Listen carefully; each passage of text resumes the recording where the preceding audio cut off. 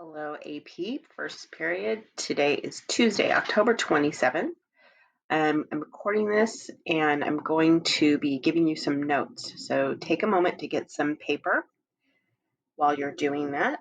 The only work I'm going to assign before Thursday is the reading assignment I gave you yesterday, and that's what I'm talking about today. So anytime you have remaining in class today, you probably will have a little bit. Work on that so that you can get it done and get it in on time. Our topic is Confederation and Constitution. I'm going to go ahead and put this in slideshow mode for you. Give you a second to copy that down. If you have started the reading, this will sound familiar because I'm just kind of reiterating. But the other day when I posted the Battle of Camden, you got to see a little bit of how the British Army was versus the United States or, Continental Army at the time, and the incredible advantage that the British had. They had hired Hessian mercenary soldiers. They had professional soldiers. These are, seasoned veterans fighting against basically, whoever the Continental Army could get to join.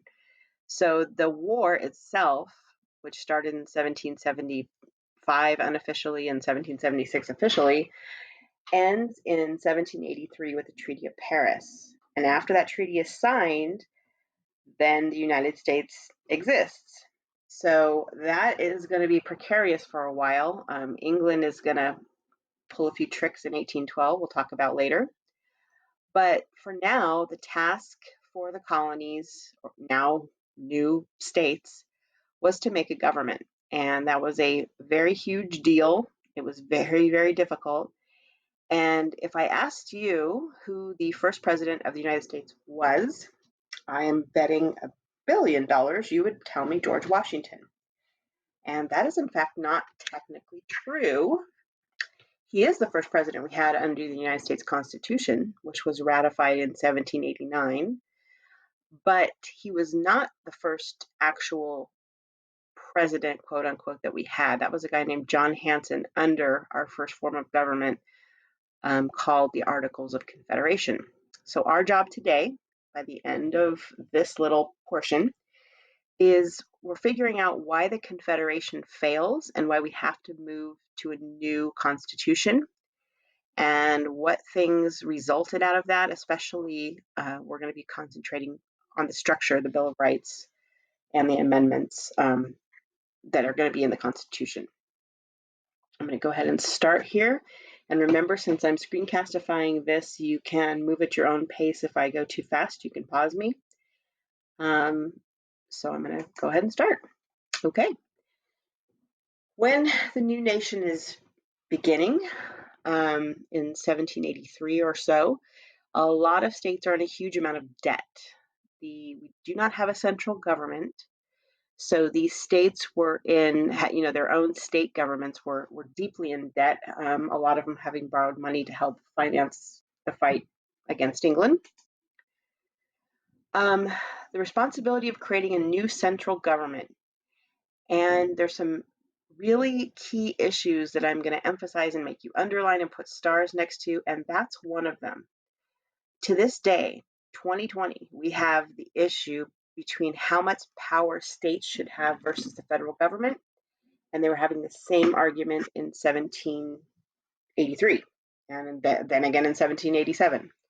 So that central government issue versus the states is going to be a huge one. There are more egalitarian ideas. Egalitarian is more of an idea that people should be equal. They start to do things like they drop property owning requirements in order to vote. So we're seeing people being able to rise through the classes where that wasn't the case, say in England. In England, if you were born into nobility, that's where you were, and if you weren't, you never did. So the United States becomes a place where people can be upwardly mobile.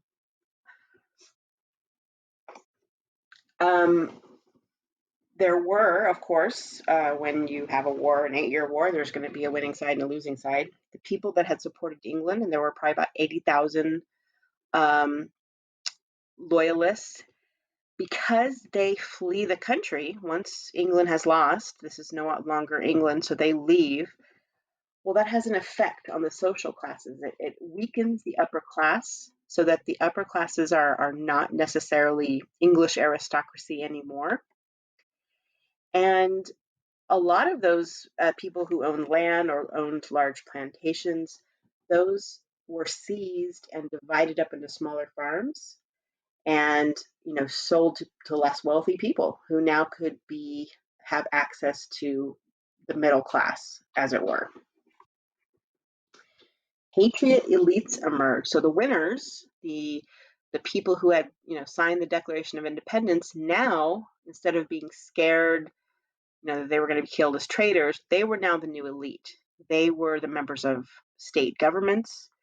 They were landowners. They were the new politicians. And so they are going to be the new elite class who's going to have to try to figure out how to govern this new country. Overall, the country is moving toward equality.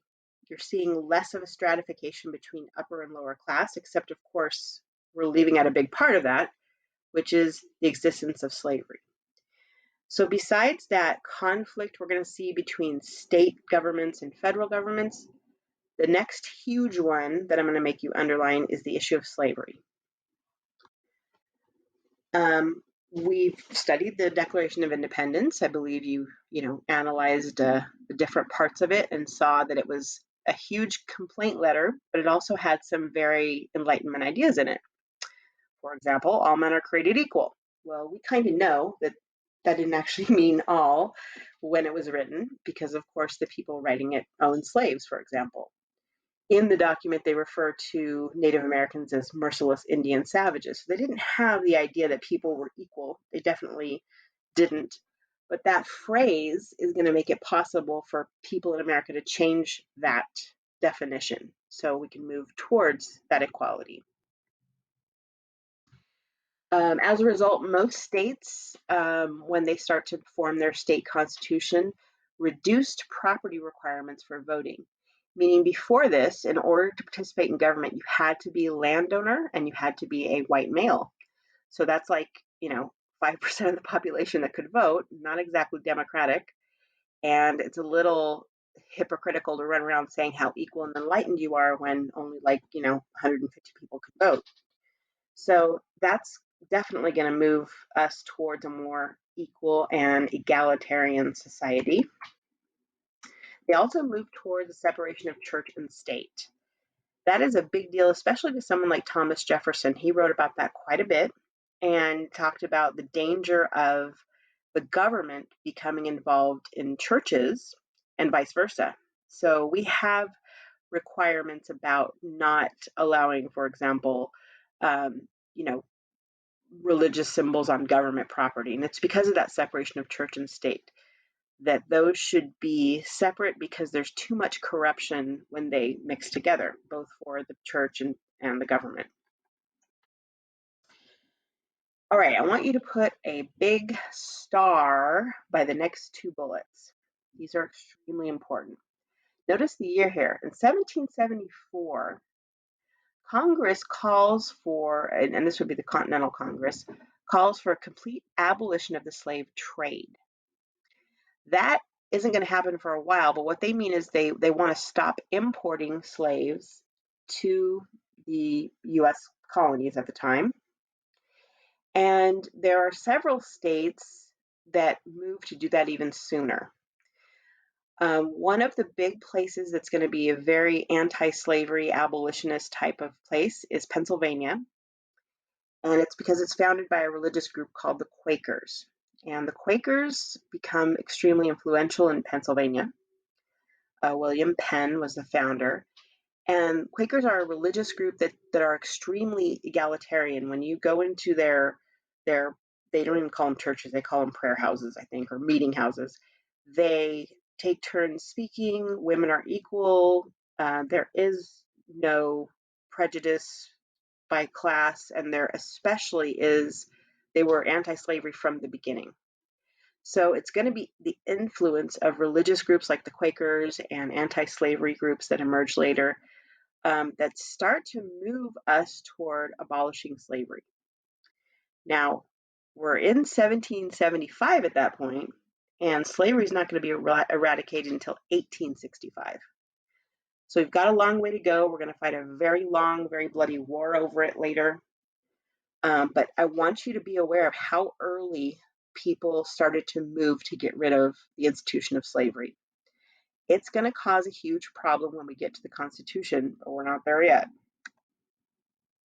Several northern states are going to abolish slavery even before we have finished the war. So this is what's going to cause us later, in about 100 years after this, you're going to have the North versus South, because the South increases slavery, the institution of slavery, with their huge plantations and their institution of slavery being established. But the northern states are slowly going to abolish it, and their economy is going to develop differently.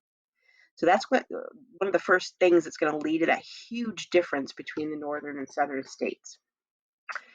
The concept of civic virtue, as we start to get more equality in the classes,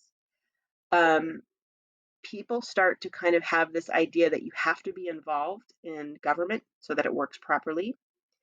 And democracy depends on citizens doing what they can for the public good. And that's what civic virtue is. In California recently, for example, we have this new diploma you can get based on civic engagement, being involved in your community, understanding the political structures of your country, your state, your city. All of those things make for better people, which means we have better communities. And that is an old idea that was established when the country started so that people would be more equal. You wouldn't be just depending on the elite to rule. Now, that of course, the punchline to all of that equality is the fact that it didn't extend to everybody, like namely 50% of the population, meaning chicks. There were no women's rights. There was no ability for women to vote. So women were allowed, quote unquote, to participate in the civic virtue by a concept called Republican motherhood, meaning that they wanted to build strong families, and by doing that, you have to have strong mothers and motherhood. So the educational, quote unquote, opportunities for women expanded, but they were expected to be largely domestic. So whenever we have these great leaps forward in equality, we still have a long way to go until we, have a society like we have now, where just about, not even entirely, everybody can participate. Okay, so there's two distinct documents that you're kind of have to know.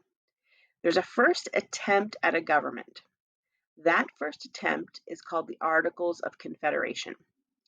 While the war is happening, they have to have a way to communicate to the states that are fighting, to distribute goods, and all of that is done through these Articles of Confederation. That term confederation means to come together. And we're going to hear that later, of course, when we get to 1861 and we have the Confederacy, but same word, different idea here.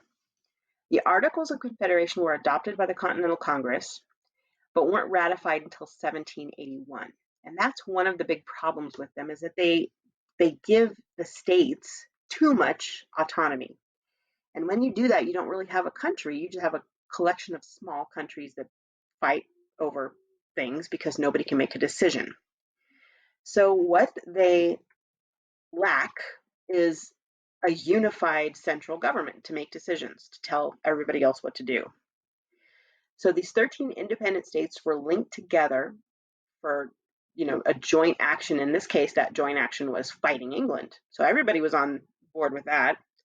So there was that unification over the war, but the problem is once the war ends, that unification is going to end also. And it's going to become a huge mess. There's no executive branch and no judicial branch. Those types of decisions are left to the states, which means that every single state had different rules about that kind of thing. Some states had no judicial branch. Some states had no way to, for example, arrest people if they did something wrong. And if they were arrested, in some cases, there was no rules yet about how long you could hold them, what rights they had. We had no Bill of Rights. So this is quickly going to degenerate into a huge mess when the country first starts. So normally, when you draft and ratify a constitution, you hold a convention, you debate the issues, and as you're doing that, you're writing or drafting that document. Then Congress adopts it. And in this case, in 1781, the colonies ratify. Each state, in this case, had one vote. So they go through this process for the Articles, and later, when they have to change those Articles, they're going to have to have a convention again. So they're going to have a constitutional convention to fix these Articles. What you're going to have to know in particular about the Articles are the weaknesses. Why, in particular, this system of government failed. Okay. So they were too specific about what the central government could do, which was make treaties with foreign powers and establish a postal service. So we even had a post office back then. They also only had one house in their legislature. That term is unicameral. So unicameral means there's one house, and it's just called a Congress. In our Congress system now, we have two houses. We have a House of Representatives and a Senate. And the representation in them is one is based on population and one is 2 senators per state. But in this case, you only had one and you had no separation of powers. We have 3 branches of government now, and that separation of powers is called federalism, and they're supposed to balance each other out. Now, of course, 9 million examples of that not happening, especially recently, but ideally, that's what's supposed to happen. In this case, the central government was too weak. The states were allowed too much autonomy, which meant that none of them had the same laws or rules. There was even cases under this government where, let's say I'm going from Virginia to Maryland. Well, Maryland, because there was no requirement by a central government for like a currency, Maryland had money and Virginia had money. They had separate money. So going from Virginia to Maryland at the time would have been like going to a foreign country where I had to exchange my money in order to stay there. So examples like that mean that this form of government, this Article of Confederation, is going to be too weak to last. Here's the biggest weakness. And later in the week, I'll ask you to kind of give me some of the weaknesses. And here's the biggest one. Congress didn't have the power to tax. If you can't tax, you can't have a government, you can't have roads, post offices, infrastructure, fire departments, all the other stuff governments do, you can't do that without revenue. And that revenue is taxes. So because they couldn't enforce tax collection, they actually had a voluntary tax system, which doesn't work. Even required tax systems, people still cheat. Can you imagine if it was voluntary, how bad it would be? So because of these, especially these 3 weaknesses, this form of government is going to fall apart, and it's going to happen really soon after the end of the war. So the American Revolution is happening for 8 years. During that time, they're forming this Articles of Confederation, and everybody's on board because everybody's fighting England together. But once that ends, this system's going to fall apart. Okay. When they made laws, they needed 9 of 13 states to do it. And because you can rarely get that many to agree on something, you couldn't run the government. So if, for example, people, they wanted you to pay your voluntary taxes so we could raise an army. Well, if 9 of 13 states didn't agree, you couldn't do it. And you didn't have the power to enforce the taxes. So having a weak central government like that is not just kind of dumb, but it's also dangerous. This leaves you vulnerable to attack from foreign powers, which is going to happen. And it's going to be one of the reasons we decide that this system doesn't work. Congress didn't have the power to regulate commerce, which will cause competition between states, and each state had different tariffs and rules about navigation. So an example of this would be, let's say there's a river that runs through two states. You had to pay a tariff to get on that river with your boat and the stuff you were selling, for example, and then you had to pay another tariff when you crossed the border of a new state. So that kind of stuff Congress now regulates. They say you can't have this, you can't have these crazy tariffs in one state that prevent you from doing business in another. There's laws about that. Hold on a second. There we go. Okay. Okay, so last part of today's thing here. The problem with this sort of unorganized, divided government is pretty soon you start to have little rebellions break out. If you remember way back when we were talking about Chesapeake colonies, there was that Bacon's Rebellion. Well, similar things are going to start to happen. For example, there's going to be a whiskey tax that this new government tries to enforce, but of course you can't enforce taxes when your government doesn't allow you to. When they do this in one of the states, however, it leads to a rebellion of the whiskey manufacturers there, called the Whiskey Rebellion. So those types of little skirmishes start breaking out, and the problem is, the leaders at the time, they want to call out militias to take care of that, but what they're kind of seeing is that that's a mini British Empire. If you have people angry at an economic condition and they start a rebellion and you go in and you use violence to put it down, well, that's exactly what you didn't like the British redcoats doing to you. There's a lot of problem, of course. During the war, there's no British imports because we're fighting a war with them. But after the war, the British start to flood the US market with cheap goods. So if I'm a chair maker in Boston and all of a sudden all these British chair makers are shipping cheap chairs over to Massachusetts, then I'm going to go out of business.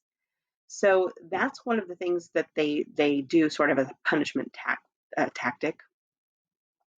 The British navigation laws also are a problem because piracy is a problem. So the British use that as an excuse to board American ships, and sometimes they just seize them. And they justify this because there is a lot of debt, and when states have to borrow money, for example, to raise a militia, they're in more debt, and they can't turn to the central government to help them out because there basically is no central government.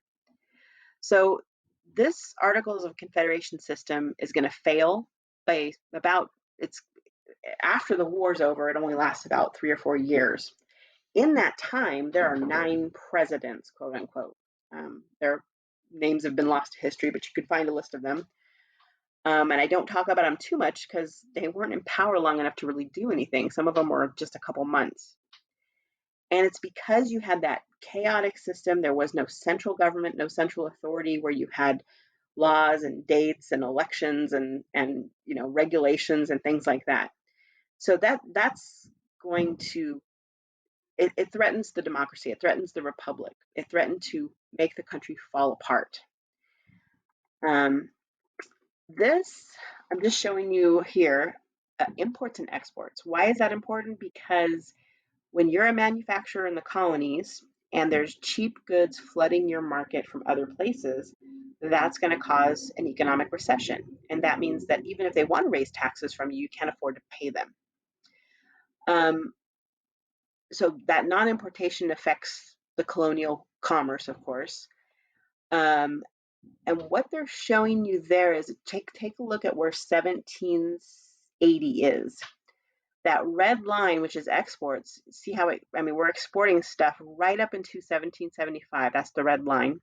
And then it falls off. When we're fighting the war, we're not exporting goods. So that's another reason we're going to start in so much debt. Okay. The 13 states that existed after the war were sovereign, meaning they coined their own money, they had their own armies or navies, or they didn't, and they had their own tariff and tax laws, largely voluntary, which was a problem. Um, the land also starts to become an issue because we've seen that narrow 13 colonies map.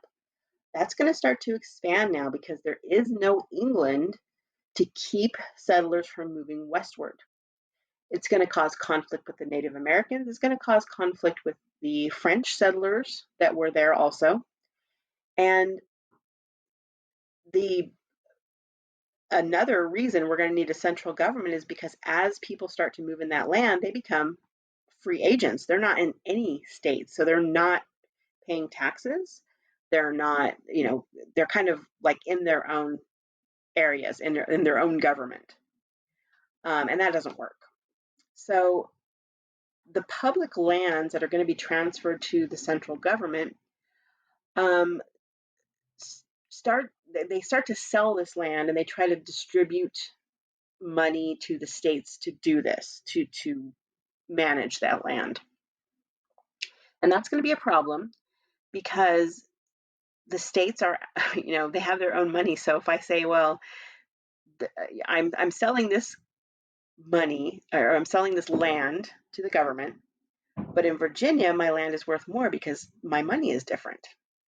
So you can see, it's so hard for me to even explain it because the system was so crazy, because every single state was like a mini country. And you can't have 13 tiny countries and be one country. So that is what's going to lead to the collapse of this system, this Articles of Confederation, and it's going to force them to write the US Constitution as we know it now. So our goal today was to figure out those weaknesses, and I gave you like 100 there. The big one really is the ability to tax and have a central government, a central authority. You can go ahead and put, no, actually don't put N there because I'm going to have the Constitution on the same set of notes. You can stop there for today. And I'm going to go ahead and stop the screen share. The only other thing you need to worry about doing today is work on that reading assignment that I gave you yesterday. There is in Classroom, let me open that while I'm still on screen. If you go to Google Classroom, my connection's slow, sorry, and you open the assignment, you'll see today's link. And then if you scroll down, you'll see the doc that I created for you for your notes. And I see people have already turned it in. What good little children. Okay, I'm going to go ahead and stop sharing, and you guys can work on your reading assignment.